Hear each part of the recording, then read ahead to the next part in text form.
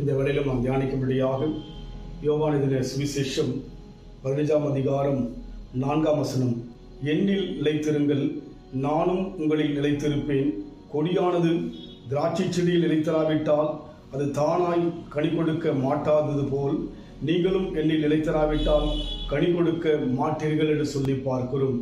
கிறிஸ்துவ வாழ்க்கை என்பது கனி உள்ள ஒரு வாழ்க்கை, சுவையுள்ள ஒரு வாழ்க்கை. ஒரு கிறிஸ்துவனுக்குள்ளாயிருக்கிற தன்மைகள் சமாதானம், சந்தோஷம், அன்பு, இரக்கம், நற்குணம் எல்லாம் கனியின் அனுபவங்களாய் இருக்கிறபடினாலே தேவன் நம்மிடத்தில் எதிர்பார்ப்பது கனி நிறைந்த ஒரு வாழ்க்கை, கிறிஸ்துவை பிரதிபலிக்கின்ற ஒரு வாழ்க்கை.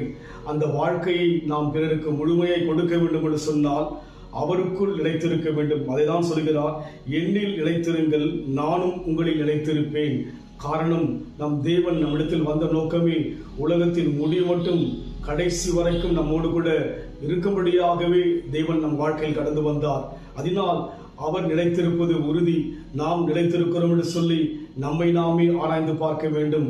அவருக்குள் நிலைத்திருந்தால் நிச்சயமாகவே நாம் அநேக ஜனங்களுக்கு பிரயோஜனமுள்ள ஜனங்களாக, அநேகருடைய வாழ்க்கையிலே சமாதானம் கொடுக்கின்ற ஜனங்களாக, சந்தோஷம் கொடுக்கின்ற ஜனங்களாக, சுகத்தை இயேசுவின் நாமத்தினாலே கொடுக்கின்ற ஜனங்களாக இருக்க முடியும். அதனால் நாம் தேவனோடு நிலைத்திருக்கும்படியாக நம் வாழ்க்கையை ஒப்புக் கொடுக்க வேண்டும்.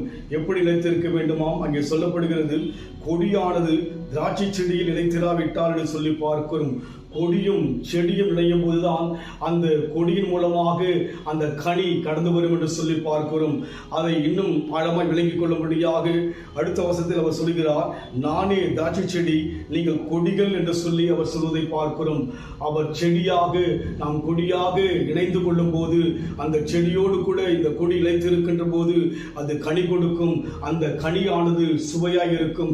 இயேசுவோடு இணைந்து நாம் வாழ்கின்ற வாழ்க்கை என்பது நமக்கு மாத்திரமல்ல, அநேகருக்கு நம் வாழ்க்கை சுவையாக, திருப்தியாக, சமாதானமாக, அநேகருக்கு ஒரு நிம்மதியுள்ள ஒரு பாத்திரமாக நம் மூலமாக தேவன் நடத்த சித்தமுள்ளவராய் இருக்கிறபடினாலே அவர் நிலைத்திருக்கிறார்.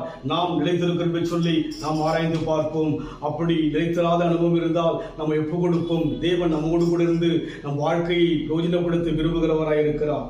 திராட்சை செடி நீரே என்றோ, கொடி என்றும் நானே என்றோ, திராட்சை செடி நீரே என்றோ, கொடி என்றும் நானே என்றோ, உடனே நான் இருப்பேன், என்னுடனே நீ இருப்பாய். உடனே நான் இருப்பேன், என்னுடனே நீ இருப்பாய். சித்தம் செய்ய என்னை கத்தம் செய்தே, நித்தம் நித்தம் என்னை சுத்தமாக்கும். சித்தம் செய்ய என்னை கத்தம் செய்தே, நித்தம் நித்தம் என்னை சுத்தமாக்கும். என்னில் நிலைத்திருங்கள், நானும் உங்களில் நிலைத்திருப்பேன். ஆமாண்டவரே, உம்முடைய வார்த்தை மாறவே மாறாது. எங்களோடு கூட இருக்க விரும்புகிறீர் ஐயா. நாங்களும் உங்களோடு கூட இருக்க, நிலைத்திருக்க, வசனத்தில் நிலைத்திருக்க, ஜெபத்தில் நிலைத்திருக்க, சத்தியத்தை எங்கள் வாழ்க்கையில் செயல்படுத்த நிலைத்திருக்கும்படியாக எங்களை ஒப்புக் கொடுக்கிற ஐயா. கர்த்தர் எங்களோடு கூட இருந்தால் நாங்கள் அநேகருக்கு பிரயோஜனமுள்ள பாத்திரமாக இருப்போம் என்று சொல்லி நாங்கள் ஆண்டவரை விசுவாசிக்கின்றோம். அந்த அனுபவத்தை நடத்துவீராக, இயேசுவின் நாமத்தில் பிதாவே, ஆமென். கர்த்தர் ஆசீர்வதிப்பாராக. Hallelujah.